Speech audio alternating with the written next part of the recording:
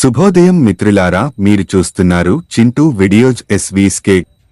మనం ఇప్పుడు హిందూపూర్లోని కోట ఆంజనేయ స్వామి దేవస్థానంకు వచ్చాము. ఈ ఆలయానికి మహాభారత కాలానికి సంబంధించిన చరిత్రను కలిగి ఉండి అత్యంత అరుదుగా కనిపించే 2 కళ్ల ఆంజనేయ స్వామి విగ్రహంతో ఉండడం ప్రత్యేకత. అంతేకాకుండా ఆంజనేయ స్వామి విగ్రహానికి ఖడ్గము మరియు గద ఉండడం, సూర్య చంద్రులను కలిగి ఉండడం, శంకు చక్రాలను కలిగి ఉండడం, సాలిగ్రామ పూజకు స్వామి భుజం మీద ప్రత్యేకంగా ఏర్పాటు చేయడం, ఇలాంటి విశేషాలను కలిగి ఉండి ఈ దేవస్థానము మనకు హిందూపూర్లో ఉంటుంది. అంతేకాకుండా ఇక్కడ దేవస్థానం మొదటిలోనే మన హైందవ సంస్కృతికి చిహ్నాలైన గోమాత పూజతో ఈ దేవాలయంలో పూజలు ప్రారంభం అవుతాయి.